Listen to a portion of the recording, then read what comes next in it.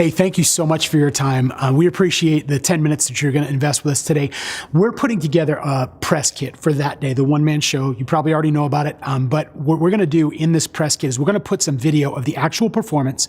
We're going to add some video of audience reaction, but what we really need your help with is an interview that I did with Scott Smith from the Georgia Baptist Mission Board. And if you as a pastor, you know how valuable your time is. If I only had one clip that I could get in front of a pastor, I need your help in deciding which one it is that we would do, because one is short, one's medium, and one's long, and I would just love to know, if all I had is one shot, which one of those would it be? So take a look at clip A, B, and C. Tell me which one of those is most compelling, which one you'd put forward, and if you have any other opinion, go ahead and email that to me at the email address below. Thank you so much for this and for all that you do. Grace and peace.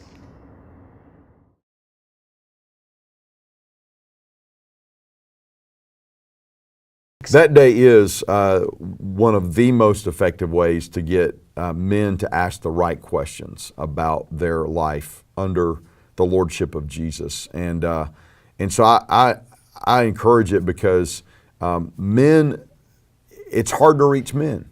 You know, it's hard to reach men. Even if you can get a man into your church, no matter how friendly he seems inside, he's got his arms folded and he's squinting and he's like, let's really see if this is really relevant to me. Give me another reason why I need to come back next week. Men are disconnecting from church. Women are going to come anyway. I actually heard a pastor say, build your services for men. Like, stop feminizing the stage, take the flowers off, right? Put the wood up there, make it masculine. The women are coming anyway, right?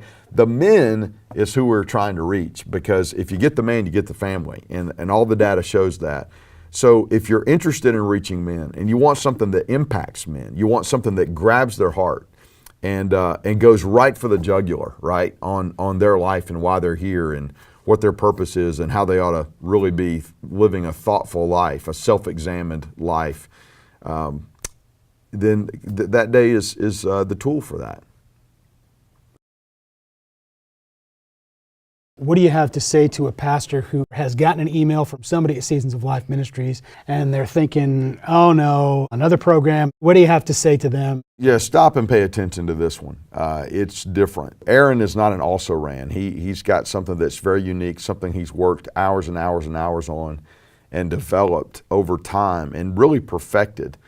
And the thing you're going to find about Aaron is he still wants to improve. So he'll leave your church and ask you on his way out the door, hey, is there anything I can do to make this better?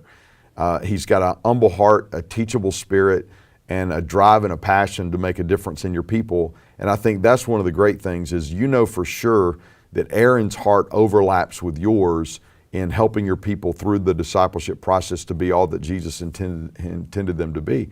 But this is a no-brainer because it's not a long-term commitment. We're talking about hosting this for one night. And you could even host it at a service you're already having. If you need marketing materials and promotion, Aaron provides that. It's turnkey. And you know, there's any kind of financial challenges are not an excuse, because Aaron really works hard to take all of those away. You really, honestly, you have nothing to lose. If you're concerned about theology, then Aaron will answer the questions before he comes, to present this. But I have a master's of divinity degree. I've been to seminary. I've studied these things. I've preached for 25 years. I've dealt with these topics from Scripture many times, and I can tell you that theologically you're gun barrel straight, and there's no threat, there's no mess to clean up after you're gone, theologically or in any other way. So it's really a no-brainer. One of the things that you do, Aaron, and a pastor needs to know this, is he's an asset to what God's already doing in your church. He's the hot sauce, the accentuation of what God's already doing. He doesn't think that he brings revival in a suitcase. That's not his mentality. He knows that God was at your church working before he gets there, and he just wants to be a catalyst to what God's already doing. And so that would be what I would say to a pastor, and I would encourage him to, again, get off the fence and give you a call.